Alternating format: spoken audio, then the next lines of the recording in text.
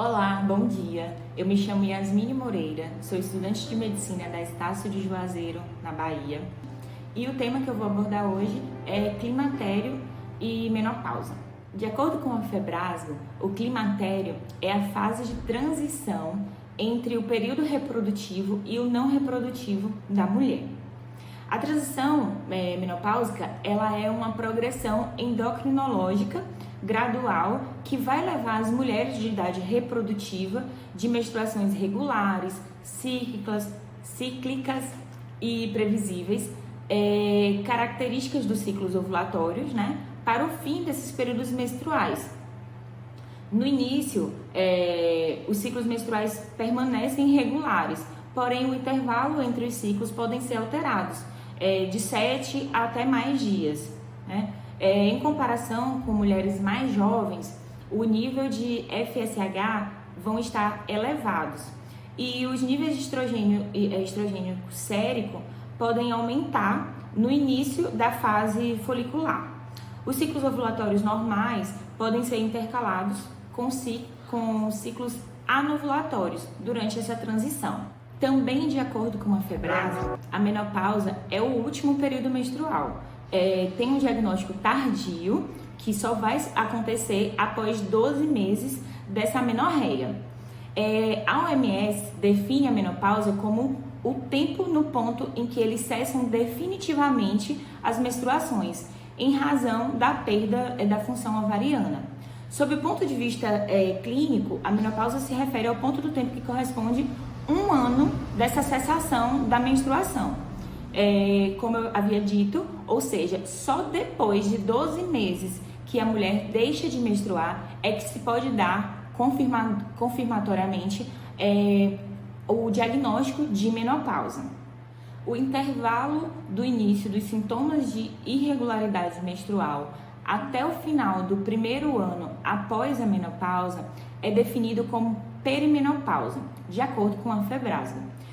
Trata-se de uma excelente oportunidade para uma avaliação detalhada do estado da saúde da mulher, incluindo uma anamnese clínica, exames físicos completos e exames laboratoriais. Nós sabemos que, na grande maioria das vezes, o ginecologista passa sempre a ser a primeira opção da mulher quando tem alguma intercorrência, assim, é o primeiro profissional que a mulher vai buscar, né? Então é um excelente momento para já fazer aí uma bateria de exames para identificar como é que está o funcionamento do corpo da mulher como um todo. Os objetivos clínicos das avaliações realizadas nesse período de transição menopáusica são de otimizar a saúde e o bem-estar da mulher durante e após essa transição. Como eu havia dito, né, é necessário realizar uma anamnese completa no exame ginecológico, incluir pelve e mama, realizações de exame preventivo de câncer de colo de útero, de acordo com as recomendações, a realização de densitometria óssea em mulheres acima de 65 anos ou mulheres mais jovens que têm históricos de fraturas, investigação periódica de tireoidopatias através do nível sérico de TSH, acompanhamento mamográfico anual, de acordo com as recomendações também, orientação em relação às imunizações, necessidades nutricionais, atividade física, realizações de prevenção de lesões, função urinária e principalmente também sobre a sexualidade. Um rastreio de câncer coloretal e avaliar o endométrio se houver presença de sangramento uterino anormal. Durante a transição e depois de estabelecido o diagnóstico de menopausa, nas consultas a gente precisa sempre estar conversando com a nossa paciente a respeito das alterações, das mudanças que ela vai se deparar com o seu corpo, a sua mudança de humor, entre outras. Alterações nos padrões menstruais podem ocorrer com ciclos mais curtos, que é mais comum, de 2 a 7 dias, ou também podendo ficar mais longos. É possível encontrar sangramento anormal, seja ele sangramento irregular, seja eles mais intensos ou menos intensos. É normal também que ocorra o spotting, que é popularmente conhecido como o escape menstrual, os sintomas vasomotores, que é muito característicos também da menopausa, que é aquele calor fogacho, né, que chamamos, aquele calor diurno ou até mesmo noturno, aquele que a mulher acorda totalmente suada, né? Ocorrem distúrbios no sono, distúrbios psicológicos e mentais, pode acontecer um agravamento da síndrome pré-menstrual, depressão, irritabilidade, perda de concentração e de memória fraca, a disfunção sexual, que também são características que podemos encontrar, e queixas muito comuns, né, nesse período, a questão do ressecamento vaginal, a diminuição da libido, relação sexual dolorosa. Tratamento hormonal, podemos lançar mão de estrogênios ou progestogênios, ou os dois associados. O estrogênio ficou muito popular na década de 1960, 1970. Ficou conhecido como ajudar no alívio dos sintomas menopáusicos.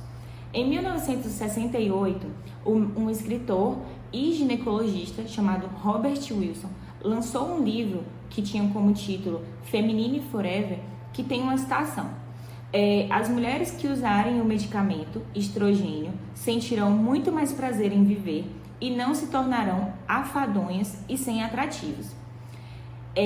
Então, isso levou com que ficasse muito conhecido, né? As mulheres não queriam ter esses sintomas, né? E a terapia sistêmica com estrogênio é a conduta mais efetiva no tratamento dos sintomas vasomotores, que seria o fogacho, né? Em 1975, um estudo revelou uma ligação entre o câncer endometrial e essa reposição estrogênica. O estrogênio ele pode ser administrado via oral, via parenteral, tópica, vaginal ou transdérmicos, e ambos vão ter efeitos semelhantes, né? Na década de 1980, foram adicionados progestogênios aos esquemas terapêuticos para reduzir significativamente o risco de um câncer endometrial. Os progestogênios, isoladamente, são até certo ponto efetivos para o tratamento dos fogachos em mulheres para as quais os estrogênios são contraindicados. Ou seja, a gente só vai passar o progestogênio se a mulher não puder realmente utilizar o estrogênio, já que o estrogênio é realmente o mais efetivo no caso dos sintomas vasomotores. A maior parte dos médicos concorda, né, que o tratamento hormonal está associado ao câncer endometrial, ao risco de câncer endometrial. E, além disso, ele ocorre também um aumento nos fatores de risco de AVE, de trombolismo venoso, colecistite, mas também, por outro lado, são observados vários benefícios ao longo do tempo desse tratamento da reposição hormonal. Mulheres que têm o útero, o progestogênio deve ser combinado com o estrogênio a fim de reduzir o risco de um câncer endometrial. Os progestogênios podem ser prescritos diariamente com o estrogênio, sendo essa forma de administração conhecida como terapia contínua. Outro esquema que é muito utilizado inclui o tratamento contínuo com o estrogênio associado também ao progestogênio, administrado nos últimos 10 dias de cada mês. E esse esquema são denominados terapia cíclica. Se necessário, os progestogênios são prescritos por via oral, embora o dispositivo intrauterino, o DIU, no caso o Mirena, né, que é o liberador de progestogênio, seja uma opção muito promissora para essa administração local de progesterona em pós-menopausáticas. Muito importante observar que o estrogênio é contraindicado para mulheres que apresentam uma das seguintes condições: suspeita ou confirmação de carcinoma de mama, suspeita ou confirmação de neoplasia dependente de estrogênio, sangramento genital anormal de etiologia desconhecida, gravidez suspeita ou confirmada e doença hepática ativa. Em relação ao tratamento não hormonal nessas mulheres, nós temos, né, diversos medicamentos que podem aí nos ajudar no alívio desses sintomas. Por exemplo, os inibidores de recaptação de serotonina, como por exemplo a fluoxetina. Podemos lançar mão de medicamentos para dormir. Um desses medicamentos que também podem ser utilizados são os antihistamínicos, que é um medicamento de baixo custo e de venda livre, e que por conta dos seus princípios alergênicos, eles vão auxiliar aí, né, nesse sono. Podemos utilizar MAC, que no caso seria a medicina alternativa e complementar, que vem aqui a acupuntura, que já foi avaliada, no caso, para os controles dos fogachos. Foram observados, né, em estudos reduções significativas na frequência e na intensidade dos fogachos. Podemos lançar mão das mudanças ambientais e de hábitos, né? Técnicas de relaxamento, como técnicas de respiração pausada, que podem ajudar a diminuir esses sintomas. A questão da adiposidade, que a gente vai tratar ali sobre essa questão das atividades físicas, né?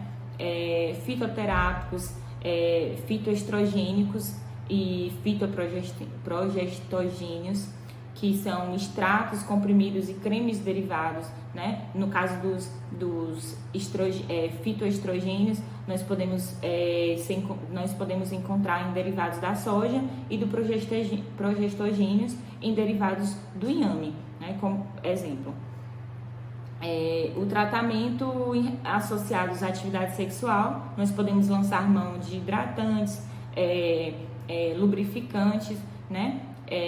E aí, nesse caso, a gente vai realmente precisar um pouco mais da ajuda da reposição estrogênica, né? De maneira geral, os níveis baixos de estradiol resultam, né, na atrofia e ressecamento vaginal, e por conta disso vai acabar tendo ali aquela dor na relação sexual. Aqui, né, tem um esquemazinho que eu trouxe para vocês em relação à presença de fogachos moderados ou intensos. Sim, então a paciente está interessada em iniciar o tratamento de reposição hormonal e ela não tem contraindicações, então a gente vai seguindo ali a setinha, né, até que chega um momento ali que vai dizer se a paciente tem ou não tem útero e qual seria, no caso, a melhor indicação dessa reposição, se seria com estrogênio e progestogênio ou apenas com o estrogênio, né? E tem ali também os casos que são totalmente contraindicados, que não tem a necessidade de fazer essa reposição hormonal. Em resumo, eu deixo aqui para vocês uma opção de tratamento hormonal para aquelas pacientes que têm indicação, né? Lembrando que é necessário fazer uma avaliação contínua e levar em consideração a história clínica de cada paciente, né? As queixas que cada paciente tem. Afinal, esse é um tratamento individualizado, ou seja, cada caso vai ser um caso.